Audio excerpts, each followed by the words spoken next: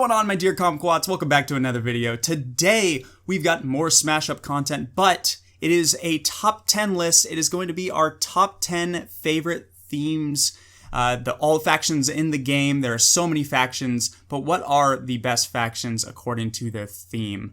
I've got a couple special guests with me today. I've got Jim from Crank It Up, and I've also got Steven, the Smash Up guy over on Instagram. I'll go ahead and let them introduce themselves right now. Hey minions, this is Jim Price from Crank It Up, also known as The Bandit. Really happy to be here. Thankful for Nintendo for having me. Sweet. Steven? Hey everyone, I'm Steven. I run the page Smash Up Guy. Super excited to be a part of this and thankful for the opportunity. Looking forward to it. Awesome. Yeah, I'm pretty excited about this. First top 10 on the channel. So, yeah, it's going to be a wild ride. Before we get started, what I'm going to try and do is do these things called an icebreaker. I'm going to have guests on the channel periodically, and I think this is kind of like a fun way to get people intermingled and just, have a little fun mini game before the top 10. So without further ado, let's get to the icebreaker. So, all right, guys, what I'm going to do is I'm going to give you guys, there's going to be 5 cards from Smash Up. Okay, so there's 5 cards, and I'm going to give you the name of the card. Could be a minion, could be an action. I'm going to tell you the name of the card. And then what I want you guys to do is if you know the answer, and what the answer is, you're going to tell me is what faction it's from. You're going to tell me what faction it is, but in order to buzz in, the first person to buzz in can tell me their answer. And then if they don't get it right, the other person can have a chance to steal. So, and how you want to buzz in, if you guys want to make a funny buzz in like noise, you can, but I usually I've seen other people do this, they just say their name. So whatever you want to do, you want to make it crazy, go for it. But what's going to be your guys' buzzer names or buzzer noises? Bandit. Sweet. Perfect. That'll be easy. All right, here we go. Let's roll into the first card. All right, the first card's name is Shell Game. Bandit. Man, that was close. Let's go. I think it was Bandit. Let's go with Jim. Shapeshifters. That is correct. All right, 1 point for Jim. All right, moving on to the second card, The Touch. Bandit. Jim. Changerbots. That's right. All right, Steven, you got to get this next one or you're out. Jim's going to clean you out. All right. I'm doing my best here. All right, third card. You guys can both hear me, right? Yep. Okay, third card. Expert Timing. Kung Fu Fighter. All right. I said, Steven. I just went for it. That's the Kung Fu Fighters. That's correct. All right. Yeah, on the board. I just started saying Kung Fu Fighters and buzz in. Awesome. Okay. 1-2 in Jim's favor. All right. Fourth card. You guys can both hear me? Good. Yep. All right. Fourth card. Tribute. Bandit. All right, Jim. Vikings. That is correct. All right, Jim, you got it. Let's go ahead and just do the fifth card just for fun. See who can get this one. Fifth card is A Kind of Magic. Bandit. That was Jim again. Giant ants. Slow. That's right. Good job, guys. I said Kung Fu Fighters instead of buzzing in, so on a technicality, it's 4-1. I'll take the 1 point, I guess. Really good. That was awesome. Good job, guys. So before we roll into the top 10, we're going to go ahead and just give our guidelines. Mine might be a little bit different from the other guys, but what I kind of did, obviously the number one thing is what I was accounting for was, do I like the theme of the faction? Okay, if it's a yes, it's a contender for the list, and then I really just break it down from there. Where do they place? Which faction do I like the most based off of its theme? And then secondly, and this is there's only 2 parts of this criteria for me, is how well does that faction's theme get integrated into the game? So basically, the first part of the criteria is really, that's kind of the main driving force. That's probably like 85%. And then 15%, it might be able to be swung in, favor based off of that second part of the criteria, whether the theme is integrated well into the game. Did you guys have anything different or anything more to add, subtract maybe? I definitely agree with both of those criteria. The only thing I added personally was, does it line up with what I would have predicted the cards would actually do? So a theme could be well implemented, which is important to me, but I also want it to be predictive. Because if I think that I know what a faction is going to do and it ends up doing that, that just means that there's a very strong thematic connection. There are times where it does something completely different, and I find that clever, but I tend to enjoy it more where if I were to get amnesia, I could kind of recreate what the faction does simply by guessing at it. Totally. Yeah, that makes sense. That's good. Steven, do you have anything? And mine are pretty much the same as what both of you have said. I like the theme, and I see a clear connection between the mechanics of that faction and the theme itself. Cool. So sounds like we all had very similar criteria. Yeah. All right. Sweet. Okay. So with that said, let's go ahead and roll into number 10. Number 10. So my number 10 actually comes all the way from the core set, and it's the dinosaurs. Now, this isn't necessarily a statement of how much I like the faction from a mechanical standpoint, but from a thematic one, I do enjoy the dinosaurs theme. There's a number of games that I like that have dinosaurs in them. Evolution kind of stands out as being one of them. And I just think the dinosaurs do it really well. I would have expected that they would be big, that they would have some element of pack hunting, that they would step on people who are smaller than them. And those are all boxes that get checked when I think about what the dinosaurs do. You have King Rex for size. You have natural selection and laser tops for destruction. You have the pack hunting with the War Raptors.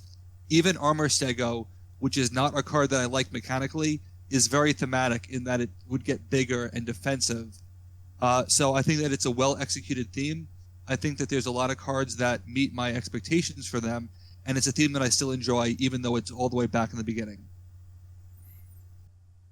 Yeah, definitely. I agree with everything you said there. Dinosaurs are pretty sweet. Yeah. Steven? My number 10 actually also comes from the core set, and it is the ninjas.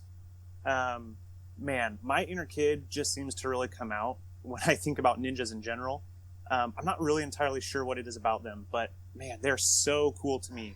And when I think about the ninjas, I can see clear connections between their mechanics and their theme. They've got their surprise plays, they've got destruction. They come in 10 for me because I love the ninjas enough, and I think their faction matches mostly what my image of ninjas would be. But they seem to miss the mark on some of their cards for me just a little bit. For example, Ninja Acolyte, Infiltrate, Smoke Bomb, all three of those seem to feel just a little bit lackluster and not entirely what just not quite as good as I was thinking that they could be. Is it a coincidence that all of those are considered bad cards? Probably not. Probably not a coincidence, no. Cool. All right, well, we have our first crossover, and I was going to mention at the beginning that we're probably going to have crossovers for sure, but is it going to be the same exact number? And sure enough, it is the same exact number. What do you guys think? What do you think is, it's a 50-50 chance. What do you think it is? I think it's the dinosaurs. Okay. I think it's the ninjas. Going with what you guys chose? Perfect. Yeah, it is the dinosaurs, so crossover with Jim. So, yeah, the dinosaurs, you pretty much nailed everything what I was going to say. They're the OG big boys. They're simple but strong, and that's exactly what I expected. Just reading what a faction is. Oh, it's dinosaurs? Oh, they just must be strong, and sure enough, they are. And one thing I really love about the dinosaurs that you mentioned was the Raptors having the group tactics, their mechanic being together and they're stronger. Really cool. Love it. I just love the dinosaurs, mostly just because of those Raptors. I really love those Raptors. What can I say? And with that said, And go ahead. and I think that the War Raptors are still relevant today. When you look at most of the dinosaur synergies, they tend to focus on that card, and it's really interesting because that's probably their least known attribute, but it's one of the strongest thematic connections that they have. I agree, 100%. Yeah. Number 9. So my number 9 is also from the core set, and this one surprised me, but I had to put them on the list. It's zombies. Now, this is back before zombies were in everything, because I've been playing Smash Up for so long. But the truth is that when you look at the core set in isolation, the zombies are really an interesting theme that is very well executed. They do exactly what they're supposed to do, and whether it's because of the theme or because of the mechanic, they're extremely relevant today. Tenacious Z, still a card that we're afraid of, even though it's 2 power. They pretty much own the discard pile, and anyone who is using the discard pile would inevitably be compared to them, and it just makes sense because of their thematic connection. That's everything for me for zombies. Cool. Number 9 for me was the Luchadors. This one was a bit of an anomaly on my list, just because the only context that I really have for the Luchadors is Nacho Libre, which, if we're being honest, really isn't much of a context at all. But as I've played with the faction, I can really see a clear connection between what they do and their theme, which brought this one so high up for me. You've got your setups, you've got pin, out for the count, tag team. It's just all in there, and they're so fun. When I think about, or when I imagine what luchadors do, this is it. You know what's sad? I saw Nacho Libre when it first came out, and I don't remember a thing. I need to go rewatch that movie. It's one of those movies that doesn't have really a whole lot of plot to begin with, so Yeah. I don't know. But anyway, that's all I've got for the luchadors. I definitely agree with you that the luchadors are very, very, very thematic. The only difference is that I don't like the theme, unfortunately. As much, I've said this before, because they were on my list of top 10 factions despite their theme. I really like them, and I appreciate that it's Mexican wrestling, but to me, I can't get away from the fact that it's still wrestling, and that's just a flaw that I have to deal with. That's true. You did make pretty much an anti of the list that we're doing right now. So, nice. Cool.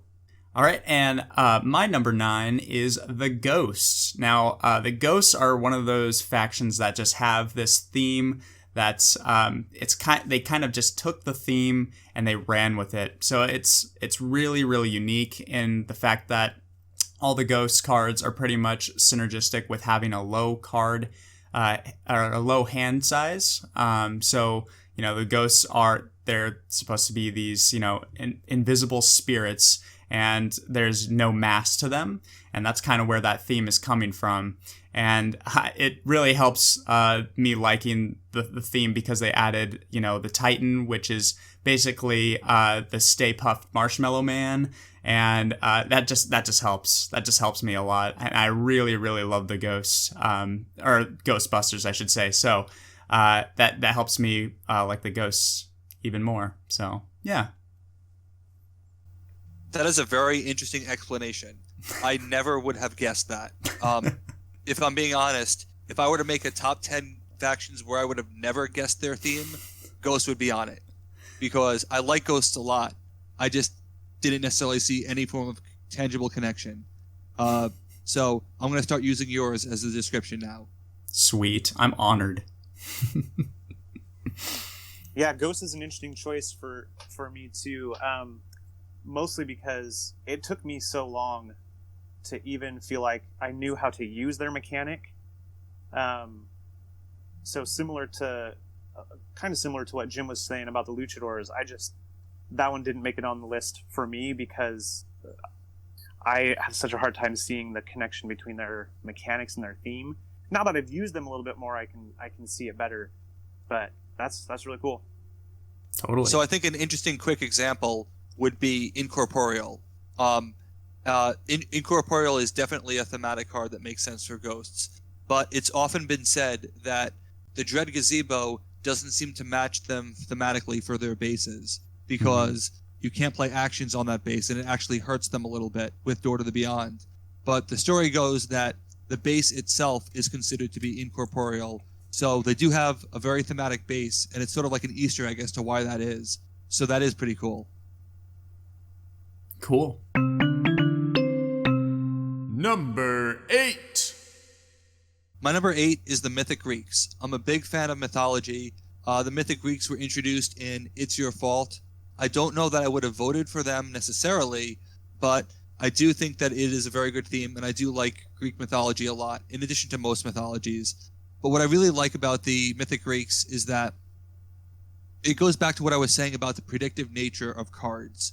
And they have the 10 favors. They're one of the few factions that have no double features, which is always interesting to me. But you have favor of Ares, Ares being the god of war, favor of Athena being the goddess of wisdom.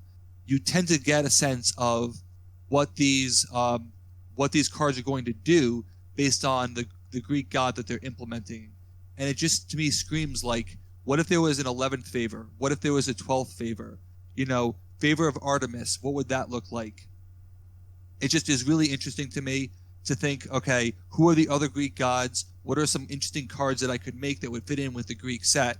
And I just think it's really well executed, in addition to being very strong mechanically.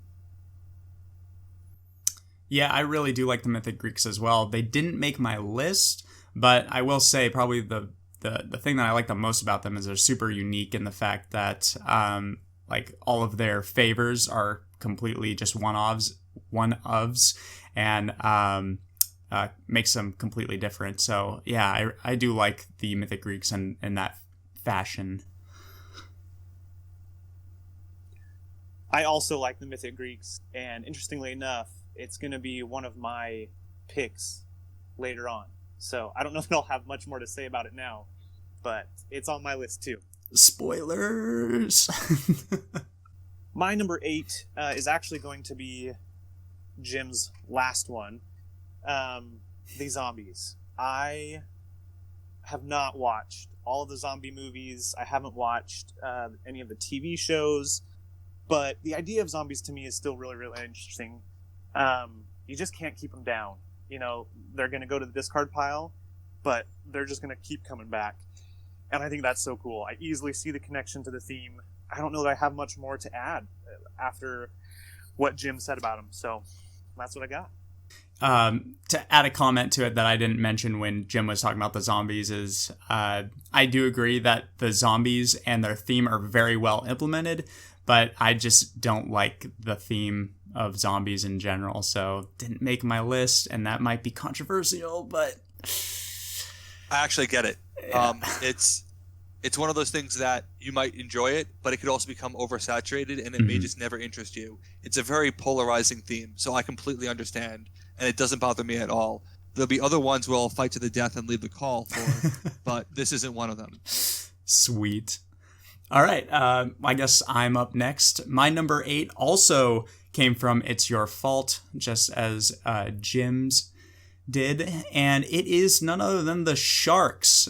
So this one's kind of weird for me because at first I didn't really like the art on the Sharks. When we're talking about what would we expect if we just heard the name, right? Name Sharks. Definitely not expecting half hybrid of a man versus and an actual shark, but it's really grown on me, and it's actually quite hilarious. And all of the funny puns in the faction, such as Shark Week, is hilarious. Obviously, they're very true to the theme. They're powerful and deadly, and they prey on small minions, which totally makes sense. If you asked me early on, I think that the design of the sharks was not that cool, but now I really think it's hilarious and I love it. So yeah, sharks are my number 8. I agree with some of the things that you said. I think it's a very well executed theme, but I just don't like sharks. And I'm saying that as someone who has seen all 7 Sharknadoes. Yeah, sharks, they're hard for me to like just because I'm actually really, really scared of them. But I always have to smile and laugh a little bit whenever I play freaking Laser Beam. I don't know why, but that card just makes me laugh every time. Yeah, That would be a missed opportunity. If that card did not exist, I would return the product. Awesome. Number 7. My number 7 comes from Pretty, and it's the princesses. Now, I do get a lot of laughs out of this theme. I think it's hysterical that the princesses they chose, the abilities that they gave them, I think that there are a lot of really good fits. But I also appreciate that the theme allows me to connect the game with some people who I wouldn't necessarily reach otherwise. I have a lot of great memories of my wife playing princesses, and the theme really elevates it. As far as the tying between the princesses being specific minions, I have a couple of interesting theories about that. I like the idea that the princesses can take care of their own. They don't really need anyone else, to come rescue them, which is often a princess trope. And I think that's really clever that, the princesses are the ones that are the big, powerful minions. And they have some really great abilities. They're really enticing. And most of all, I just, whether it's Eliza or Griselda, knowing where those minions are coming from, it's just really entertaining to me. Yeah, I agree. I do like the princesses as well, and to go off of that point that you were talking about, how people they just know princesses, they know Disney princesses, they even know video game princesses, which are in there. So when people come over and they don't know Smash Up, and I have all these different factions to choose from, we might play just from the base game factions, but princesses is something people can relate to and understand, and not to mention they are pretty dang powerful as well. So not a bad faction to start out with. So my number 7 is Vikings. I think that this faction just perfectly captures their reputation for pillaging, plundering, and stealing things. You've got cards like Shield Maiden, Pillage, Raiding Party, Ransack, all of which can be used to take cards from another player. Then you have their Power 5 minion, Valkyrie, and I think it's so cool because the Valkyrie were the ones who escorted the fallen warriors to Valhalla. So it's cool to me that her ability became taking a minion from another player's discard pile. So the Vikings for me come into the list just because I see so many of these connections, and I've really liked the theme of Vikings for a long time. I really like the Vikings as well. The thing about the Vikings is that there's so much that I actually want to... I heard there's some really good shows out there right now about the Vikings, and I really need to get more versed in that. But as far as what I do know, the Vikings theme is really well implemented, and I really like them too. They made my short list, but yeah, not my list though. So They were my number 11. I do really enjoy the Viking theme. I think it's extremely well implemented. I just don't like the Vikings in Smash Up, and it's almost like on principle I couldn't include them in the list. I did give them a fair chance, but ultimately they fell to number 11. So close, but not on the list. Not to mention they're just super powerful and super mean. I'm not convinced that they can be incredibly swingy. They're very inconsistent. That's true. They've had some very big games, and then they could also have incredible misses. And when Jakar comes out, that base just drives me up the wall. I'd probably like them a lot more if I didn't have to deal with that base. Mm-hmm. Yeah, the interesting thing for me is I had to think really hard about this one because there's a lot of things you're saying that I really, really agree with. Jakar would be in the contenders for me for one of my least favorite bases. It drives me crazy. And I think the only reason that this one made my list was because I had to remember that I was looking at the theme. If this would have been a video on top 10 or even top 20 favorite factions, I don't think the Vikings would have been anywhere close. I personally don't always enjoy playing with them. I certainly find it frustrating playing against them. But as far as the theme goes, they made it for me on this one. So that's kind of interesting. All right. My number 7 comes from the base game. Back just like the dinosaurs from the base game. But this time it is none other than the pirates. The reason why is my favorite IP of all time is One Piece. It's an anime.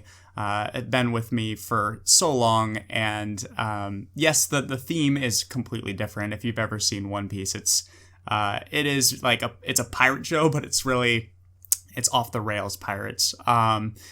This is more of the pirates faction is obviously more of the classic the pirates. So, but even still, I really do love their theme, and it's really well implemented. Being able to move around a lot. Basically, that's the whole thing about pirates is their freedom, being able to move, and as well as destruction. So pirates, they like to destroy, just like Vikings. But yeah, pirates, I love it. That's awesome. The pirates for me made my long list. Unfortunately, there were just too many other factions that theme-wise I liked better, but they did make my long list, and they were contenders initially to make it onto my final list. Number 6. Ironically, my number 6 actually comes directly from an IP, and that's the Star Roamers from the Cease and Desist expansion. I'm not the biggest fan of Star Trek, although I do enjoy it, and I've seen my fair share of it. It's not like I'm a Trekkie or anything like that. I just have memories of watching it with my family when I was younger. But the Star Roamers bring back all the things that you would want to like about Star Trek. I think the Ensign is probably the most hysterical and thematically accurate card with the idea of the Star Trek red shirt. It is 100. If you wrote a card that just said Ensign, fill in the ability, that is exactly what I would have expected. I would have hoped to make it a little bit tighter mechanically because it has a lot of rules questions, but the theme of sacrificing yourself for someone more important, incredibly thematic. Weird new worlds, moving around, beaming people back up. I think this is incredibly thematically rich, and it probably elevates it because I don't know that I would enjoy them as much. It seems like they just kind of mixed a bunch of things together, but the fact that it ties back to Star Trek makes me forget that, and it makes me want to play them on occasion. Yeah, when I first read the red shirts card, I was dying. I was like, they did it. They actually did it. Love it. And it's one of those things where if they didn't do it, you would say, like, this is useless. What are they doing? They don't know what they're doing. Yeah, exactly. It had to be done. Okay, so my number 6 is the Musketeers. The Musketeers, for me, they're supposed to be incredible swordsmen.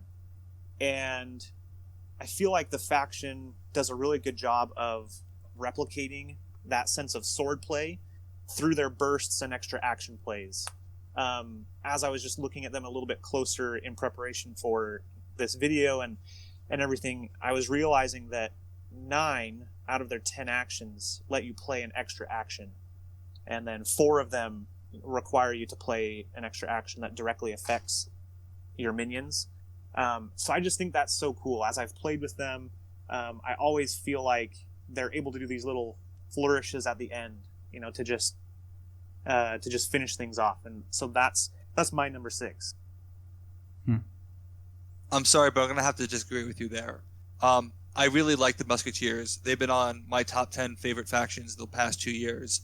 And it's not that I necessarily don't enjoy the theme, because I think it's kind of cool, but I think that they have a big missed opportunity. And I can't believe I'm saying this because I absolutely hate the mechanic, but they should be dueling in some aspect. How do you have the Musketeers, who literally duel each other, not have dueling? One of the common complaints about the game is that they'll introduce a mechanic that's never seen from again, and dueling is one of them. I think that even if they had just one, the Musketeers need to duel, and that would go a long way in the thematic connection for me, even though I don't like dueling. All right, my number 6. We're on number 6 already. Holy cow. It is none other than, actually, Jim, you just did a video on this faction, the Killer Plants. I've always been enamored with talking plants, these killer plants. Ever since I saw Little Shop of Horrors as a kid, yeah, I know my parents letting me watch these movies. Ridiculous. But at the end of the day, I don't know. I don't know what it is. It's one of those things where, like, you know, it might be nostalgia talking. It just might be, you know, this weird thing that's in my brain that just, I have no idea. Not to mention, a couple years ago, I don't know, you know, if you go into like your craft store, you know, Michael's or whatever, they have like these Halloween pieces when it gets closer to Halloween. And there was this really cool killer plant Halloween piece. And I was like, oh yeah, I got to get that. So I was like, I don't know what it is. It's killer plants. I have no idea. But anyways, talking about Smash Up coming back, reeling it back in. The killer plants, their theme of, you know, growing into bigger dudes, producing, you know, more deadlier threats, though they're not that deadly. Yeah, I'm looking at you, Weed Eater, not that deadly. But at the end of the day, I do like that the theme, that's what the Sprouts do. They, you know, they kill themselves and then bring out bigger dudes that are not necessarily plants, which is kind of weird. But I do really like it. And yeah, killer plants, my number 6. I definitely see what you're saying. Heavily thematic, not a theme for me. Although I do have fond memories of killer plants and Goosebumps for whatever reason. That too. Yep. Number 5. To start off the top 5, my number 5 is Shapeshifters from the science fiction double feature. This is, before I was even ranking, this is one of the first ones that came to mind. Not only do I really enjoy the faction, but I also really enjoy the theme. I think shapeshifting is one of my favorite science fiction tropes. With cards like Copycat and 𝐤𝐢𝐝, even though I don't get the 𝐤𝐝 reference at all, the idea of a mutation creature does exactly what 𝐤𝐝 should do. Doppelganger, it does exactly what Doppelganger sounds like it should do. And I think that there's just some really hysterical cards, and I also appreciate the artwork on them. Shapeshifting has a little bit of a running joke because I think that shapeshifting is extremely dangerous, and it's one of those things where, like, you could talk about zombie outbreaks. You could kill the zombies, but shapeshifters, you'd have no idea if they were among us. How would you tell?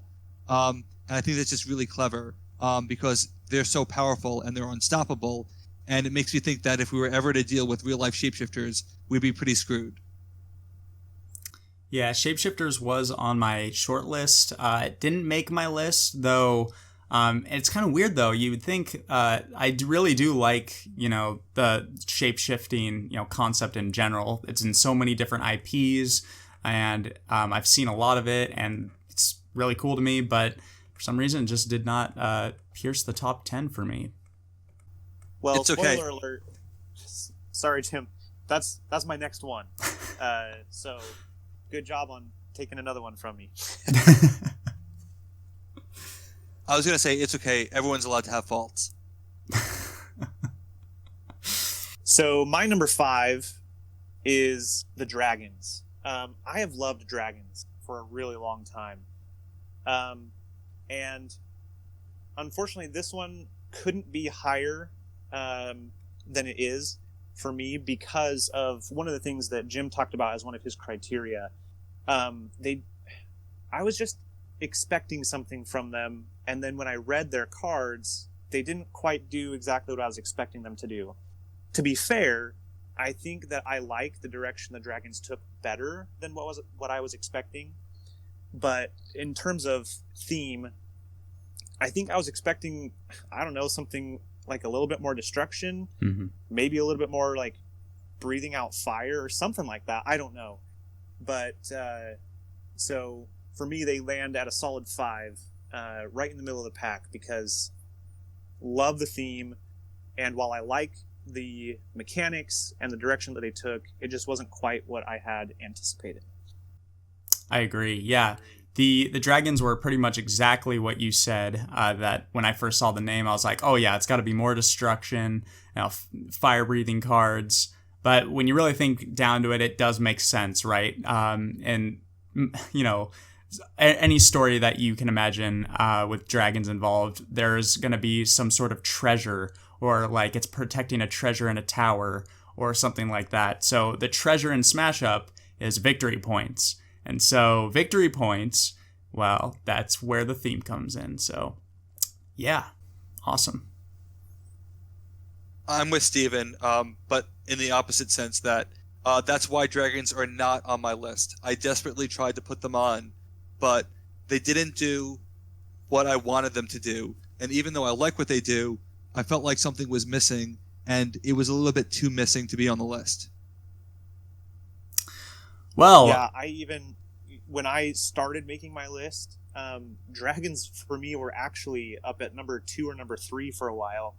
And just as I kept thinking about them some more, I realized that while I love dragons, their downfall for me was their mechanics and my expectations for them. So I had to drop them down a little bit. But yeah, so it's interesting to hear that you guys have a little bit of, some similar ideas. Glad I'm not alone. Well, Steven, you aren't alone, because my number 5 is also the dragons. I just love dragons as a theme. All the way back to Dragon Tales. Anybody? No? Okay, yeah, just me. Dragon Tales. No, I know what you're talking about. Oh, yeah. Yeah, you know what I'm talking about. Sweet. And then there's also, I could name a whole bunch of dragon stuff.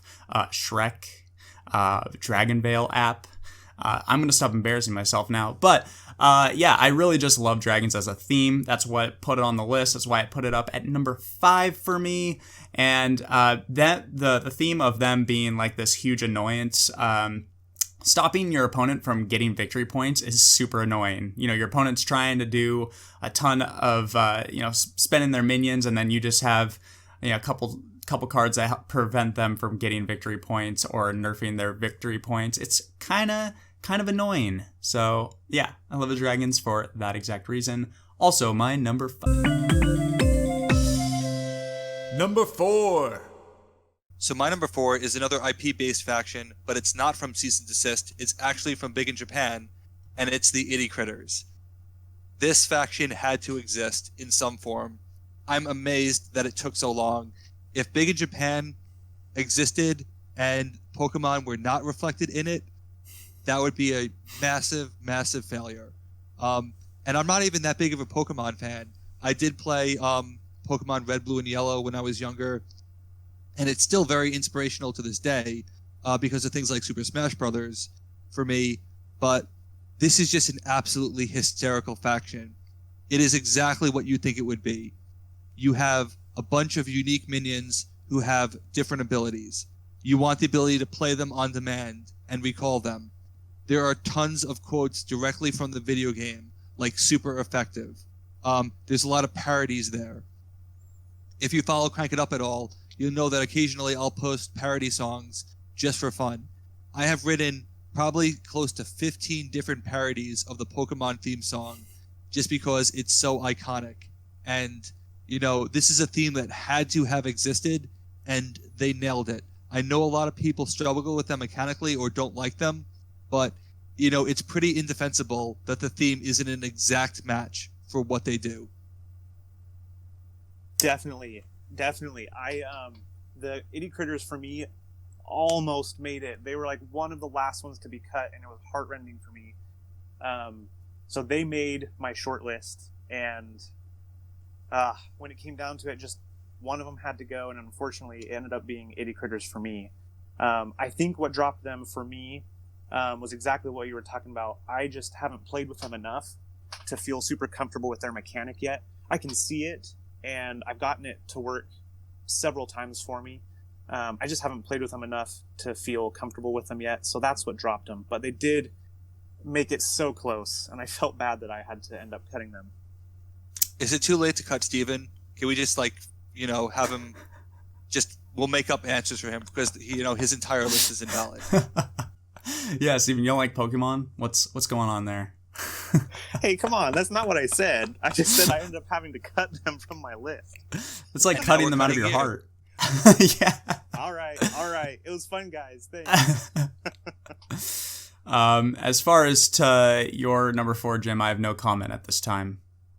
So number 4 for me was Shapeshifters. I don't know what I can add to what Jim has already said. I think he nailed it. I just feel like both theme-wise and mechanically, they come together really, really well, and I love the shapeshifters.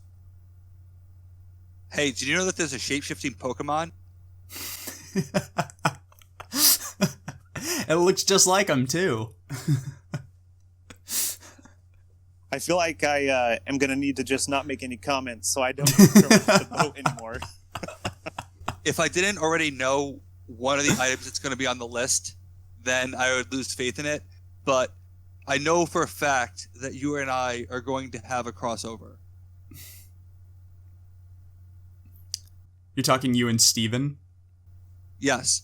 Yeah. I know we're going to have a crossover, and I'm pretty sure I know the exact number where it's going to be, too. Okay. Well, we've already had several crossovers. Yeah. Are you talking like the exact same number crossover? Yes, I think I can get an exact number.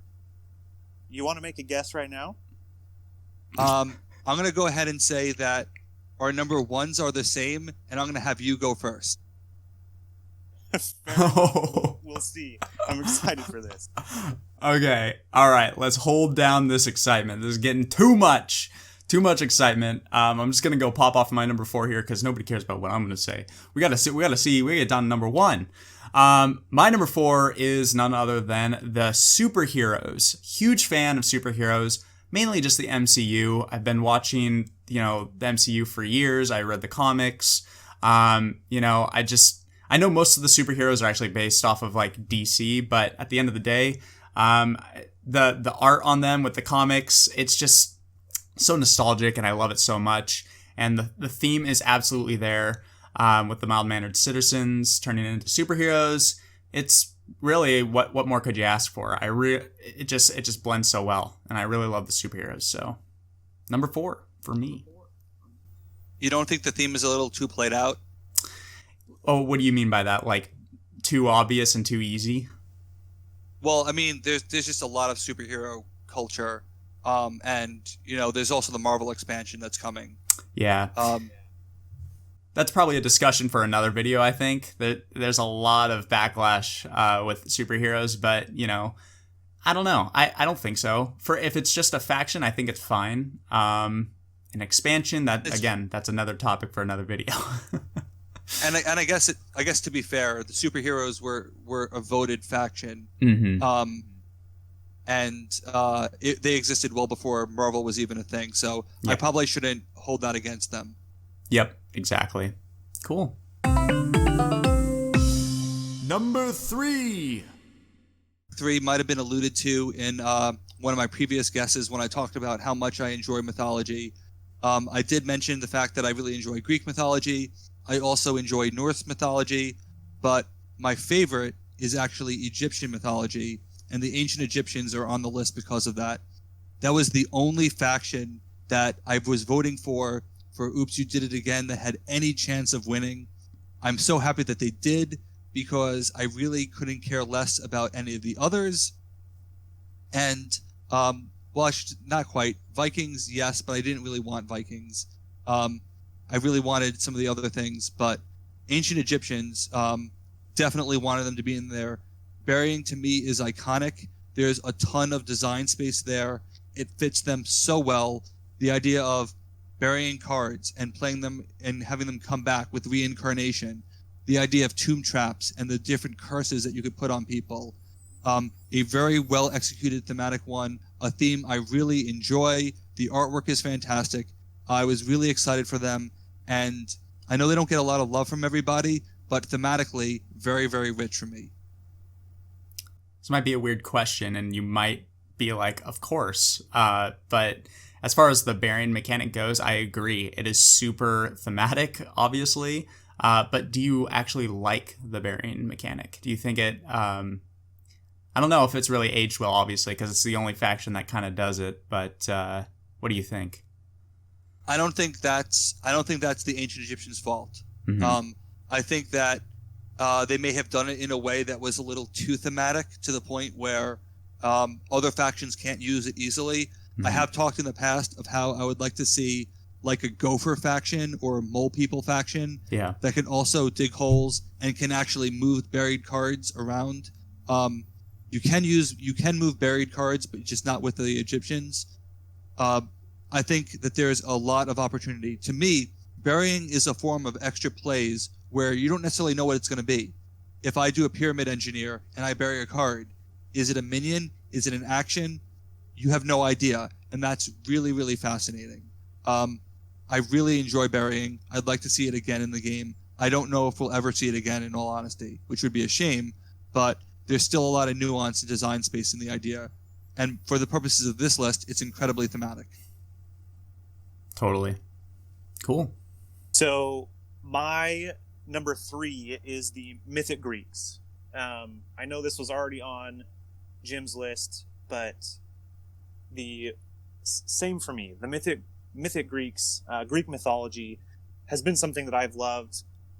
I think the first time I can remember really loving it is when I read Rick Riordan's Percy Jackson series when I was younger. And so ever since then, I've just been really, really into that whole mythos. And for me, one of the things that I love is that in legends, the heroes were often asked to perform feats in order to please the gods or to receive help from them. And in Smash Up, the way I see that being translated is by using actions. So when you use your actions, your minions gain power. And then Jim already touched on this, so I won't really mention a whole lot, but I love that all of their actions are favors of one of the Greek gods. Just fits perfectly theme-wise, and I love it. There's something I wanted to mention earlier, and I meant to look this up. I'm not entirely certain, because you do have the princesses who are unique, but if the Mythic Greeks weren't the first, they were certainly one of the first to actually have the idea of the dual fours being different. Mm-hmm. So you've got Jason and you've got Heracles. So you're using minion slots to have like real in the sense of, chasing to history or to legends, different minions. And they felt like, they're unique. Obviously with the princesses, that's their whole thing. But to have the two different fours, which we would see with the Star Roamers, for example, that just really felt very cool. And it's something I should have mentioned before, because it's an interesting design choice, but it's also really cool thematically. Like they're trying to represent as many people as possible while still having the similar minion breakdown. Yeah, that sounds right. I don't know either, but it does sound like that could be a possibility that they were one of the first, if not the first. Okay, so going on to number 3, for me, it is my favorite animal, and that is the penguins. I really like the penguins. They're just super silly. I love the penguins as an animal, as I said, so I've always loved them as a kid. And a lot of this stuff, actually, now that I'm looking at this, a lot of this is based off of nostalgia for me. But again, that's the whole point of this list is, do I really like the theme? And if nostalgia helps for that, that's just what it is. So that's the penguins. Favorite animal. Love going to see them at the zoo, though they do smell. I will. There's a tick on that. They smell. That's probably the worst smelling exhibit that you could go to. I'm sure somebody will argue at some point about that. But I really like the penguins. Also, just the theme of them like sliding off the deck. Just playing right off the top of the deck is hilariously awesome. And that deck makes for a really fun experience to have a ton of, they're not consistent whatsoever, but they have a lot of swing turns, which I really do like in a faction. So, yeah, my number 3, penguins. I like the penguins. It's super interesting, though, that's like your number 3. I didn't know that was your favorite animal, and I don't know. The penguins for me are one that I like them, but not enough to where you're saying they're your favorite and you like the mechanics. For me, if you were to look at all of the factions and just how much I like them, I feel like the penguins are probably in the middle for me. They're fun enough. But anyway, it's just interesting to me that that's like so high up for you, and they're, I could take them or leave them. Yeah, like I said, the variability with how many swing turns you can have with playing from the top of the deck is just, it's crazy. And it changes with every single faction that you mix with it, right? But we're not talking about other factions mixed with it. We're just solely talking about the theme there. But what can I say? Number 2. So we're getting to number 2. So these are going to be the top 2 choices. It's going to be really interesting to see what everybody has to say. And my number 2 has already been mentioned by one of you. And it's something that was mentioned fairly early on. Anyone want to guess what it is? By one of us? Yeah. Fairly early on. I'm gonna say the ghosts for me. Steven, any guesses? I'm going to guess ninjas. It is ninjas. Nice. I'm not even sure if I like them mechanically anymore. I've had some very painful ninja games recently. But if you were to just say, what do the ninjas do? Predict their cards. They do everything. The sneaky tactics, the replacement plays, jumping on at the last minute, destruction, little bit of movement, a lot of destruction. The ninjas definitely have all of that. They have some of the worst aging cards ever, but it doesn't matter because the cards do what you would expect them to do. It'd be great if we could modernize and fix them. Talking about cards like Smoke Bomb and Infiltrate, but pretty much I think that if you were to just go to a random person and say, name ninja things and what they do, they would give you a pretty clear estimation of what the ninjas actually are. They were one of the first originally designed factions of the core set. They were originally designed 4 and 4. The ninjas were one of them. I think that they definitely did what they were supposed to do. Whether or not you like them, that's a different story. You can't argue with the theme on this one. Yeah, they don't age well, but hey, you still have the Shinobi, which is a pretty broken card, and 3 copies of. Yeah, no matter what, it's funny how the Shinobi is still relevant. That single card can turn that faction into a threat under certain circumstances. My number 2 is the Grimm Fairy Tales. I've Wow. loved all of the factions that have come out in Culture Shock. And fairy tales for me are something that I find fascinating, especially retellings or fractured fairy tales. And I've loved them for as long as I can remember. So I was so excited when I found out that in Culture Shock we were going to get Grimm fairy tales and the Russian fairy tales. But the mechanics of this faction are so fun for me, and I like that you're trying to complete the story, if you will, by having minions from the same faction on the same base. Hansel and Gretel, or Charming Princess and Prince Charming.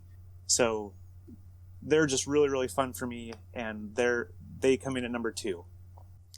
Yeah, the Grimm's Fairy Tales for me made my short list, but man, that's crazy that it's number 2 for you. I think it's like the same thinking that you had for me with the Penguins, except for yours was like, in the middle of the pack between all the factions, whereas Grimm Fairy Tales probably was like my number 15 or something like that. But yeah, that's crazy. You must really like those, or there must be some nostalgia there probably with the stories, huh? That must be it, because I honestly have nothing else to really go on besides that. But yeah, I love them, and just the teamwork card that they have, Grimm's Blessing, is such an interesting card, and I've just found a lot of enjoyment from that faction. Nice. I guess we're just gonna have to agree to disagree. I'm not a fan of the themes of the culture of the World Tour ones. I think that they're good expansions. I said that World Tour 1 was the best since It's Your Fault. It's just, one, it's really hard to be like, I'm Grimm Fairy Tale Robots. It just seems like a mouthful. I think maybe if they changed the name, I'd like them more. I also when I think about themes that I like, I would want to be that. Like, I wouldn't want to be Hansel. You know, maybe I want to be the big bad wolf, but I wouldn't want to be Hansel. I do think that we ended up doing a good job with the theme. I've talked about before how they needed a lot of work and how I initially despised their mechanics. But then, you know, they came out really well. 𝐤𝐢𝐝𝐬 Grimm's was my #1 seed for March Smashes this year. I still absolutely love that. So I can understand why the theme comes alive. The theme does nothing for me. So you can't imagine yourself being... Oh, go ahead. Sorry. And that's okay. What I find so fascinating about all of this is just how different our tastes really are. And like how mine are correct and yours are not. Right, exactly. Yeah, that's exactly what I'm trying to say. That you nailed it right on the head. That's all I had. So, Jim, you don't mind being Hansel, but what about Wil Wheaton? If you had a choice between, I mean, yes, I would love to walk into a candy house, but I don't think that's a situation I want to be in, you know, trying to get eaten. I could get behind exploring space. And Wil Wheaton, to me, will always be ruined by the geek, so I don't even associate him with Star Rumors anymore. Yeah. Yeah, totally. All right, my #2, second best for me.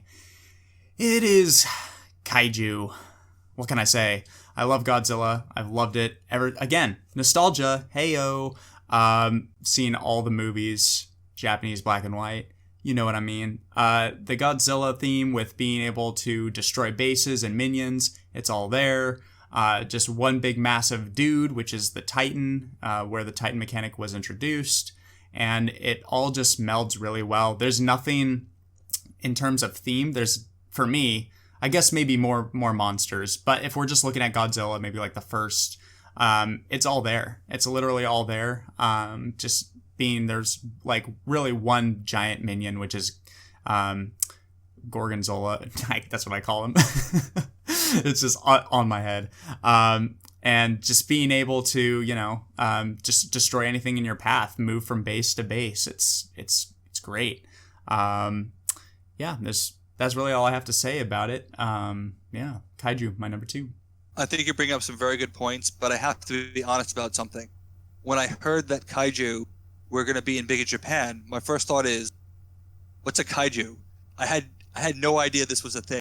I knew about Godzilla. I didn't know that there were other of them. Mm-hmm. And then someone's like, you've played King of Tokyo hundreds of times, it seems like. How do you not know about kaiju? So I didn't really know that they were a thing. So it couldn't be on my list, unfortunately, even though I think that it is a very well-executed mechanic. Yeah, and that is kind of what's confusing, I guess, because kaiju is, you know, giant monsters, and, you know, there's really only one in the faction. So, yeah, I can see that's probably a negative point, but I'm kind of with Jim. I just didn't know. I don't know anything at all about kaiju. So I like their mechanic. I love playing with them. I didn't know what they were. And I think the only other thing that I can think of that gave me any context from that all was Pacific Rim. Didn't they have kaiju in that too? Or am I totally misunderstanding that? I never saw it, so I can't say. Yeah, I haven't seen Pacific Rim either, but I know what you're talking about. I think when Big in Japan first came out, I think that was right around the time they first did that remaster, or not a remaster, it was just a brand new movie, but of that Godzilla movie. I think it was right around the same time, or pretty close to it. Yeah, that's the only thing I kind of want to add, but yeah. I don't really watch a lot of movies. Most of them just tend to revolve around one particular theme. Yeah, it's true. #1. So, Steven, are you going to prove me right? Show me what your #1 is. You know, based on your comments from some other things, I don't know. I don't know if your guess is going to be what you think it is, or if you're going to be right with your guess. I almost want to just have you tell me what you think I'm going to say. That would be me saying what my #1 is. Okay, so Jim has graciously allowed me to go first here. My number one is actually superheroes. Superheroes just simply are one of my favorite things. They're cool, they're exciting, and imagining having superpowers is something I've done for most of my life. I will be the first to admit that I have not achieved the fan status that some people can claim, where they have like read all the comics and such, but I still love them. And despite having this whole Marvel expansion coming out, I still just really love the superheroes. I'm really excited about the Marvel expansion. I know that a lot of people aren't, but I think that this faction just does a perfect job of capturing the alter ego turning into the superhero. You've got your golden age actions that help keep your deck stocked with your superheroes. You've got 2 copies of Not Really Dead that help you recur your mild-mannered citizens. And I also love that you can turn your partner faction into superheroes with radioactive exposure. So for me, it just is a ton of fun, and I love being able to set up and play Justice Friends. It's still one of my favorite plays to plan for and set up and execute. So anyway, that's my number one. Okay, so this is the point where I guess I have to admit that I know you completely well, because my number one is superheroes. If you know me at all, you know that's my number one, and it's not even close. I was definitely baiting you before. I will never get tired of superhero things. I own over 25 different superhero shirts, many of which you can see by watching the March Smashness retrospectives. I love superheroes to death. Everything that Steven said is true, and then some. They nailed it, knocked it out of the park. The mild-mannered citizen is exactly, Clark Kent going into the phone booth and coming back out as someone bigger. There's a lot I want to say about this, so I'm going to take a little bit longer than usual, but I get every reference on these cards. They are spot on. Everything that you would expect. Comic book deaths being reversed. Yes, they have minion recursion. They have power. They have names that are very much on the nose. That's like Mind Lady. You would expect that there is a person out there called Mind Lady that has the power of telepathy, because some of the superhero names are so on the nose. Especially with the Justice Society from the golden age of comics. There's a lot of influence there, which I get and I really enjoy. The other thing I was going to say about the superheroes is that it's so thematically and mechanically interesting that there's a really interesting opportunity there for a smash up that I've talked about in the past. The idea of, what if there were other superheroes, more than 4, and you could pick any 4 of them. Just because it seems like, as Steven was saying, you can get your partner minions with radioactive exposure. It just seems like such an interesting idea. I think the mild-mannered citizen really makes it so intriguing as a partner, and it's so thematic. I just absolutely love this faction. Some of my friends don't. They will always be relevant. They will always be exciting. You could put superhero as a noun or an adjective in front or before of anything and get a really interesting name. Yeah, absolutely love the superheroes. It was never a question for me that they were going to be my number one. And I'm sure not a lot of people are surprised by that. Yeah, I was pretty sure that was your number one. Pretty damn sure. When you first made that comment, that's what I thought it was going to be too. But you really did get me with your comments when we were talking about the superheroes earlier. Man, got me on that one. You didn't get me. Literally, I have over 25 different shirts. I have made my own superhero shirts. There was a moment that I'm particularly proud of where a coworker once thought that I wore exclusively superhero shirts to work, because that was the only thing he had ever seen me in. Because we had a contest to see how many Fridays in a row could we wear a unique shirt, and he must have only seen me on Fridays or something like that. It was absolutely hysterical. Deadpool was our team mascot for the longest time. He still is. I'm just not on that team anymore. So yeah, I can't hide my love. Well, very good, guys. The superheroes, number one. Well, if you know... I have a guess as to what yours is. Yeah. I think it's going to be a crossover with me. It is a crossover with you, and if you know me, and if you know the channel, it's pretty much the same in your case. If you know my channel and you know me, you know exactly what my number one is, and it's not even close. Mega Troopers. No, I'm just kidding. Go ahead. You say it.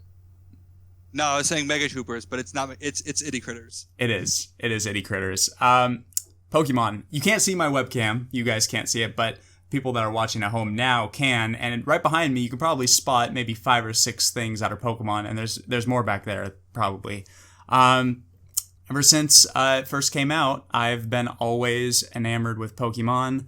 I have dwelled in everything, the games, the card game, the show for a little bit until I couldn't keep watching that show anymore. Just everything Pokemon. I went to Worlds last year. I competed in the 2019 World Championships. It was a great experience. I loved it. Even so, that Pokemon has kind of disappointed me in what they're putting out right now, as far as like the DLC for the new games and their new announcements, what they're doing. I'm not very happy about that.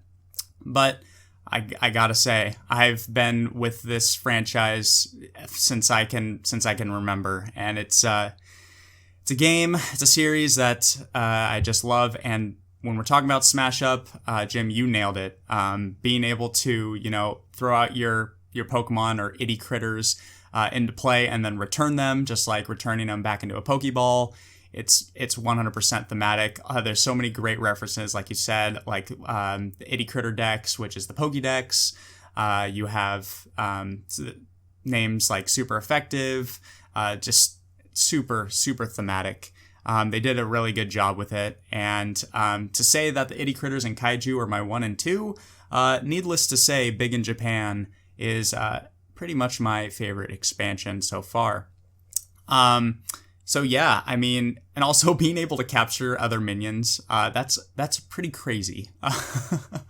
Other factions are able to do that, but with a Pokeball, yes, that has been done before in the games. There's a spin-off game where you can actually capture other people's Pokemon.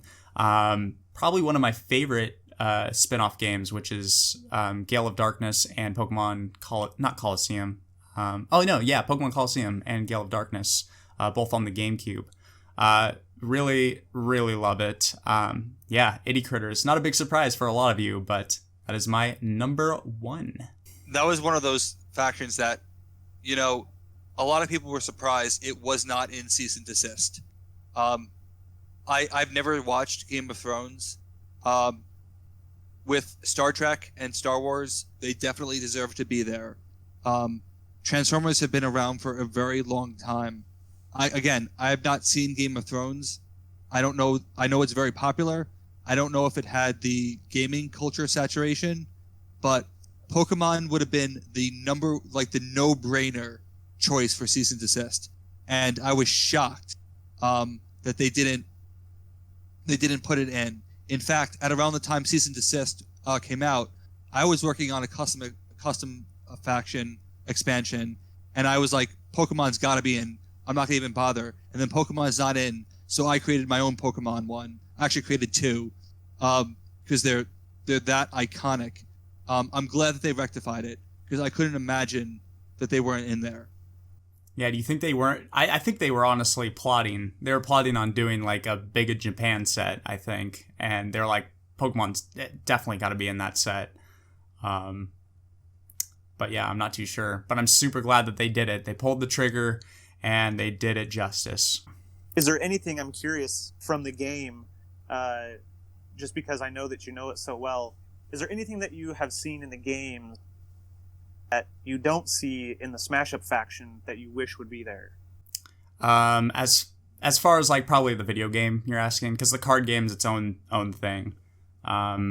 Right. It takes heavy inspiration, but it has its own, mechanics, which that's another discussion that would be great for another video. But I didn't really think about that. But if I had to point one thing out, I think there needs to be more of. So a big thing in Pokemon is the super effective. They have stuff like that, but I mean, I'm talking about being able to like nerf damage. So maybe like an item that, is attached to you. So an action that is attached to you that like nerfs damage that's done to you, or it's also type advantages as well. So, as much, if you know a little bit about Pokemon, you know that there's different types. So there's like fire, water, there's a whole bunch of different types. But I don't know. I don't know how they could actually implement that, because every other faction doesn't have like a type really. That would have had to be planned way in advance. But yeah, the main thing with Pokemon is like type advantages and being able to throw out super effective moves and not very effective moves. And then same thing on your side, defending yourself. But yeah, probably more items that would help like nerf damage if I had to like throw something out there. I have a big one actually, and I think you'd really enjoy it. When I was talking about the superheroes and the idea that there were more than 4 superheroes and you can swap them out, I think it would have been fascinating if there was Itty Critter Red and Itty Critter Blue. So you still get the champion, you still get the coaches, but in the red set, you have 6 minions, and in the blue set, you have 6 different minions. And you just pick, are you playing red or blue today? I think that would have been fascinating and so true to the form that, you can't get the entire experience all at once. Yeah. That's another thing. That's another discussion for, that'd be great for another video, is different mechanics involved, such as like, though you're talking like about side decks that you can pop out, pop in. It really spices up the game a lot. Even something just like having 2 side decks that are specific to one faction. Yeah, that would be that just adds to, if you think about the different combinations, right? You're basically adding another set of combinations that you can do with a whole bunch of other factions. So yeah, definitely that would be something really cool. I would probably personally want a lot more, because there are a ton of Pokemon out there. Maybe one for each type, because there are types that weren't in the main printing basically.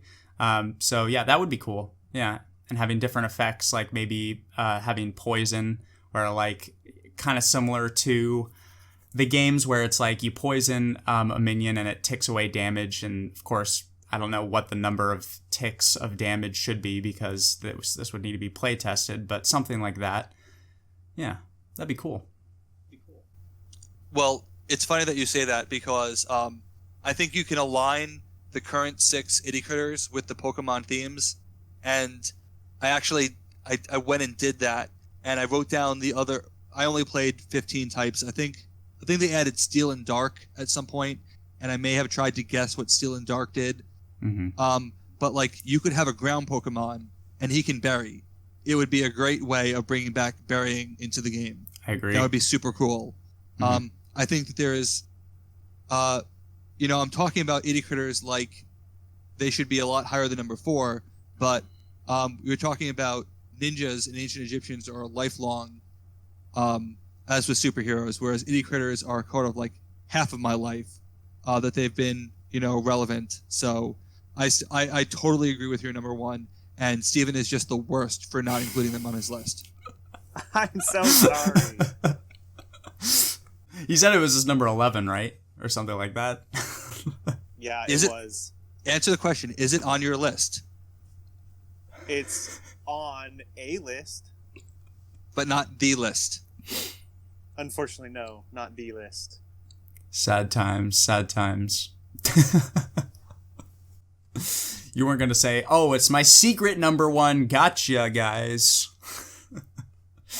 Well, with that said, let's see. This is probably a good time for some honorable mentions. Was there some that there weren't any crossovers that weren't mentioned, you guys? I have a number of themes that I really like that I think they botched the execution. I just have two, but if you want to go first, Jim, with that sounds interesting. Go ahead. Well, I'm hesitant to do this because, this could be an entire list itself.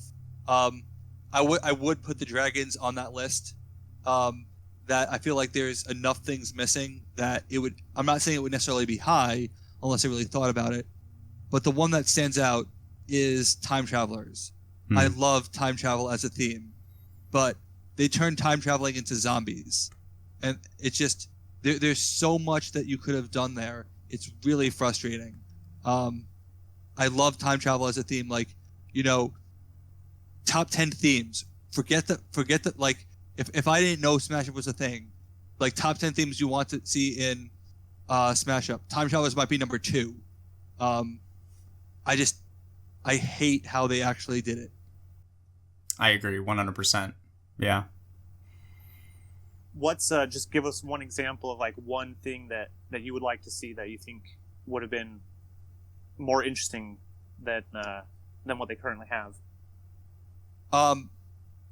It's funny that you asked that because just off the top of my head, I realized something that the card resolution order technically did not exist during science fiction double feature. It surprises me that didn't exist, but it should absolutely have existed back then, and the time travelers would have messed with it. Like, I've talked in the past about a card that would let you draw your cards in advance. Instead of drawing it in step 4, you draw them in step 2. Like you get the same number of cards, but you get them at a different time. The start of turn can occur at a different point other than the actual start of turn. Messing with the turn order. They should have a card that actually takes us. Portal Room should not be the reward for Portal Room should not be on the base. It should be in their cards. Now, some people argue that Time Walk kind of does that, but it doesn't really feel like you're traveling through time. I think if they were just doing things out of order or imposing restrictions, like, your next, for the next couple of turns, your opponent has to play an action before they play a minion, really messing with the idea of time, that would separate them from zombies and give them a really unique feeling. I like that. I think that would be really cool. Awesome. So, Steven, you said you had some honorable mentions that you wanted to say? Sure, yeah. I just have 2. Well, I mean, there's 3, but 2 that haven't been mentioned yet. The third one was the 80 Critters, right? That was my number 11, the one that was hardest to eventually make it off the list. But the last 2 were the Cyborg Apes and the Polynesian Voyagers. I don't know if you really want me to go into why I like them a whole lot, just because they're honorable mentions, but those 2 factions were also very, very hard for me to cut. Yeah, no, it's all good. Yeah, no, those also made my short list. A couple other ones that weren't mentioned that I'm surprised nobody actually mentioned them are, and I guess the themes just don't speak to you guys as much, but aliens, robots, and grannies. I think that the grannies are just hilarious. A lot of people are going to argue that shouldn't have been a thing, but come on, it's grannies. It's hilarious. So yeah, those are my short list ones that weren't mentioned. Other things that you guys did say: Grimm's Fairy Tales, Vikings, ninjas as well, and yeah, that's my honorable mentions. Before we close out the video, do you guys want to say anything else, or? I just want to say thanks for having me. Obviously, I love talking about Smash Up, and I enjoy talking about it with other people because it's great to see other people's interesting perspectives, especially when they're wrong, like Steven. Well, I really enjoyed having you guys on. I'm sure Steven really enjoyed being here too. Oh man, I had to unmute just so you could hear that I was laughing. Woo! That's funny. Yeah. Go ahead. For me, just similar things. Very, very thankful to be here. First opportunity to be able to do a collaboration video like this, and loved it. Thank you. And like Jim said, I love Smash Up, and just can't seem to get enough of it. So big thanks, and hope we can do something else another time. Absolutely. Do you guys want to plug your channels and your pages and stuff? I did mention them, but you could plug them again. I'm probably good. I think we've said it enough for me. Okay. Yeah, I can always link. I could just link everything in the description as well. So cool. I'm on a break, so I can't really. It could be like I post every once in a while when I feel like it. So honestly, that's kind of me too. Like if I'm like, I don't have a schedule. I really don't. As much as I try to make one, like I did for a while with the faction reviews, I can't like promise a schedule at all. So all right, guys, with that, thank you so much for watching. If you guys did watch with us, we're nearing about an hour and 30 minutes of awesome Smash Up talk. Thanks for watching. Thanks for joining us. And before I forget, we did have a contest. We had a contest giveaway at the end of the Zombies faction review. All you had to do was like, subscribe, and comment on the video and telling me what is your favorite expansion. And the winner of the Smash Up faction, It's Your Fault, goes to 𝐓𝐡𝐢𝐬. Hopefully I didn't butcher your last name, but please go ahead and give me a message either here on YouTube or on Facebook, and I will mail this on its way. All right, guys, thanks so much for joining us, and catch you in the next one. Stay safe out there, and we'll see you later. Peace!